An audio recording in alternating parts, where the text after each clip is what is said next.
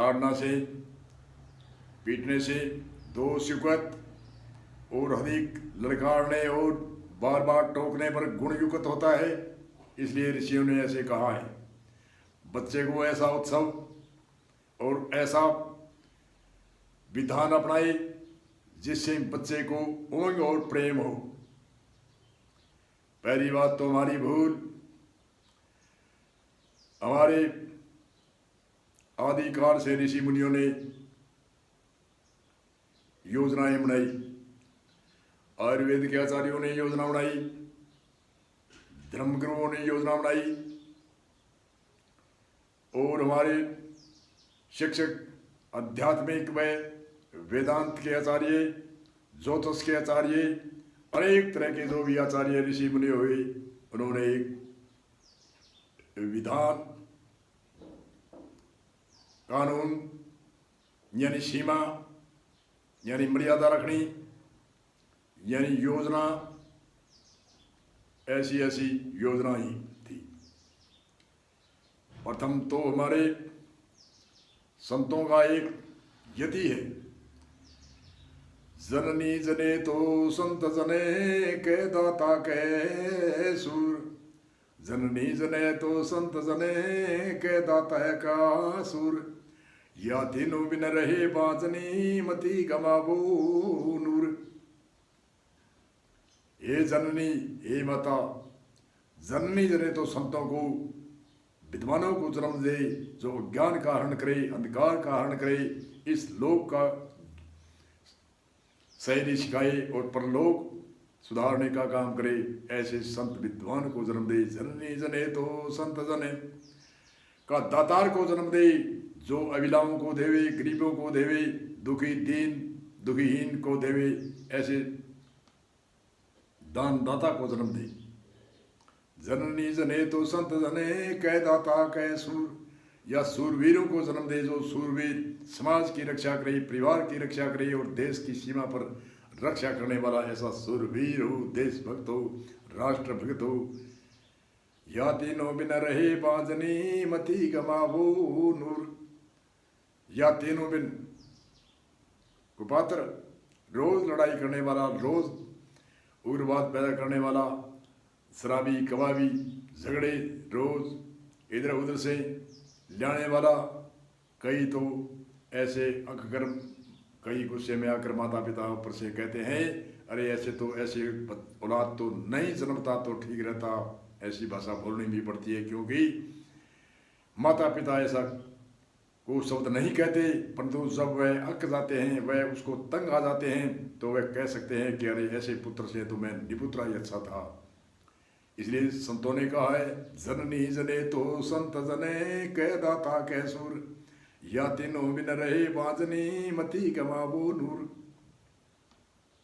तो संतों का विधान है कि सुपात्र को जन्म दे, और कई तर्क होती है, हमारी कोई बस की बात नहीं। हमारे ऋषि मुनियों ने अनुबंध, कई शर्तें, कई योजनाएं, हमारे ऋषि मुनियों की कई गाथाएं, परंतु एक दो गाथा मैं सुनाता हूं। हिरण्याकश बड़ा राक्षस उग्रवाद की तरह था राजा, और उसका पुत्र प्रहलाद क्यों हुआ और प्रहलाद का स्वभाव कैसे बदला। वह माता के गर्भ में जब 5 महीने के बाद में जब माता के गर्भ में बच्चा होता है, तो वह बाहर की जो भी सूरवीरों की कथा सुनेगा तो वो सूरवीर होगा, भक्तों की कथा सुनेगा तो वो भक्त होगा, और ज्ञान वीरों की कथा सुनेगा तो वह ज्ञान वीर होगा। ये निश्चय है, ऋषि मुनियों का ये शोध है। तो नारद मुनि ने हिरण्याकश की स्त्री को भक्तों की कथा सुनाई, इसलिए प्रहलाद पहले जन्मते ही 5 वर्ष की अवस्था में जब बोलने सीखा, उस समय उसकी भगत की प्रेरणा जगी। ऐसे अनेक उदाहरण है। माता के गर्भ से ही संस्कार शुरू होते हैं। योजना से हमारे शिव जी और पार्वती ने अनेक प्रश्न सवाल के अंदर योजना से जो पुत्र जन्मता है, वह सुपात्र कैसे होता है, कुपात्र कैसे होता है, पुत्री सुपात्र कैसे हो, पुत्र कुपात्र कैसे हो, ऐसे हमारे शिव जी आदि ने पार्वती को अनेक शंका समाधान का उत्तर दिया, और भी अनेक ऋषि मुनि है वो शंका समाधान का उत्तर देते हैं। जो सुपात्र पुत्र कैसे होता है और कुपात्र कैसे होता है, ऐसे योजना से जो, और योजना के बाद में माता के गर्भ में संस्कार, और जन्म के बाद में माता का संस्कार, पिता का संस्कार, और 1 वर्ष से बच्चा जन्म से लेकर के 15 वर्ष तक का बच्चा माता पिता का शासन मानता है, उसके बाद में शासन उसका नहीं मानता। अगर ये 15 वर्ष में माता पिता ने संस्कार अच्छे दिए तो वो सुपात्र होगा, और बाहर के संस्कार जो दुराचार के संस्कार है उसके नहीं जमेंगे। और 15 से 25 के बीच में जो कच्चे 10 वर्ष होते हैं, उनमें ये अच्छे की संगत हुई तो अच्छा प्रभाव पड़ेगा, अगर ये बुरे की संगत में लग गया तो वह बुरा होगा। और 25 वर्ष के बाद में अगर ये सावधान पहले हो गया, अच्छे संस्कार जम गए, तो वो 25 वर्ष के बाद में कुपात्र नहीं होता, ये लगभग निश्चय है। और 30 वर्ष तक ये अगर ये सुपात्र रहा तो फिर तो वो कहने कि क्या है, वो कुपात्र होना ही नहीं। ये 15 वर्ष से 25 वर्ष के 10 वर्ष ये बड़े कच्ची न्याय के उम्र होती है। इन उम्र में जैसी संगत करी वैसा ही फल नीन, कदली सीप भुजंग मुखे एक बूंद गुण तीन।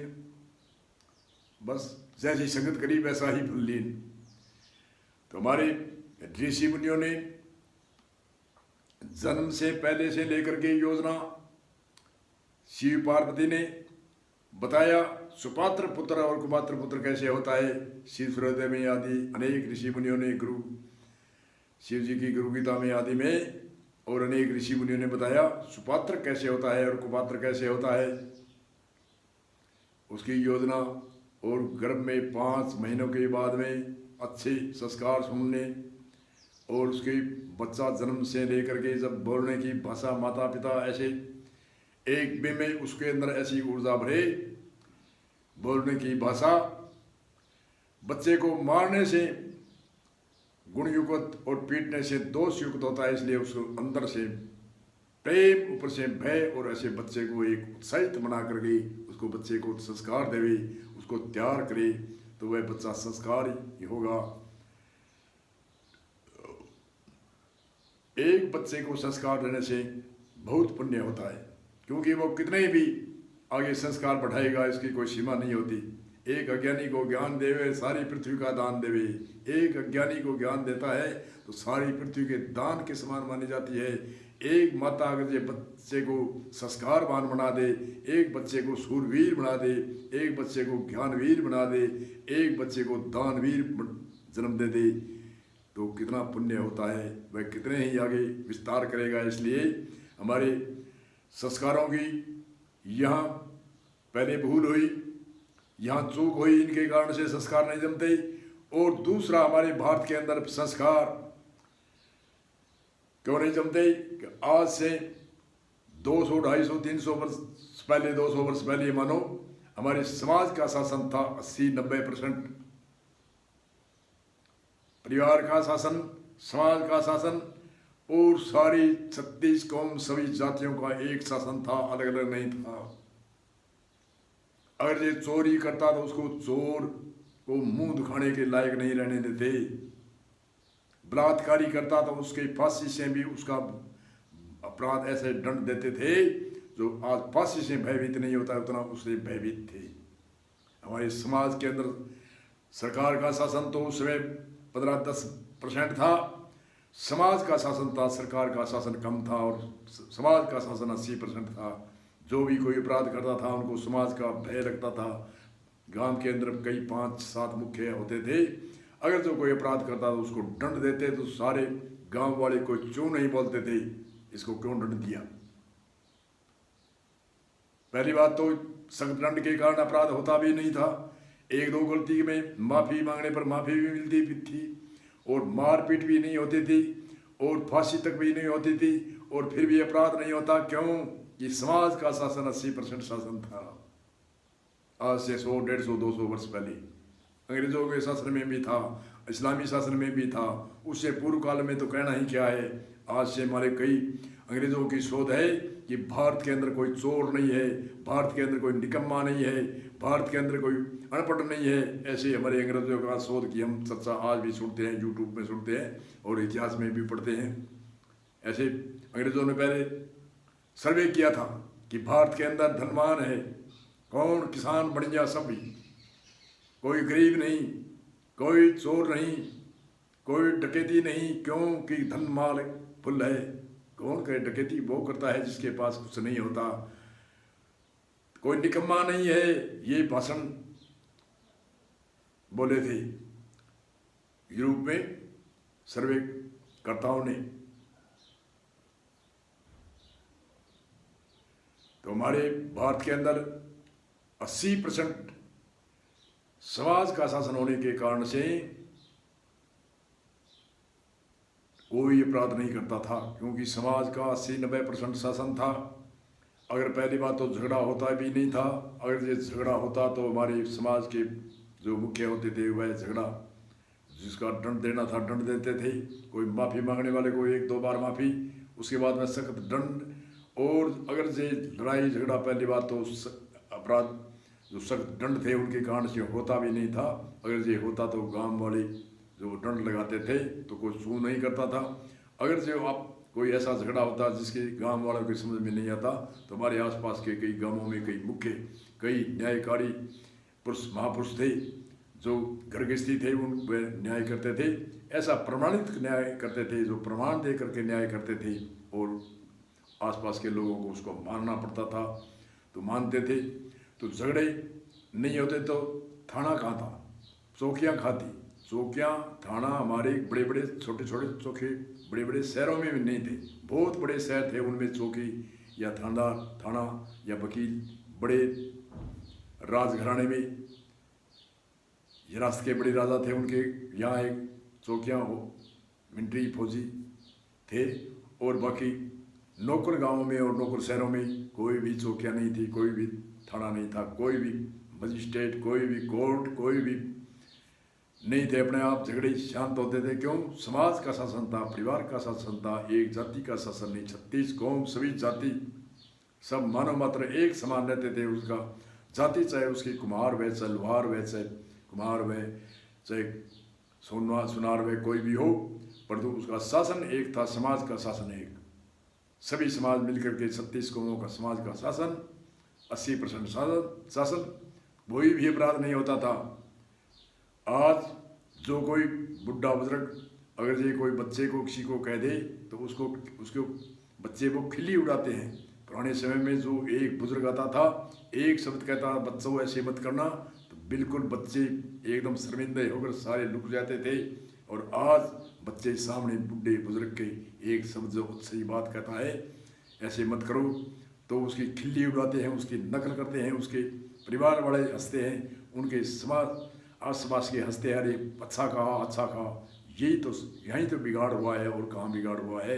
समाज का शासन अस्त व्यस्त होने से हमारी भारतीय संस्कृति टूटी है, भारतीय सभ्यता टूटी है, भारतीय बोलचाल की भाषा और बड़ों की मर्यादा आदि सभी इसी कारण से टूटी है।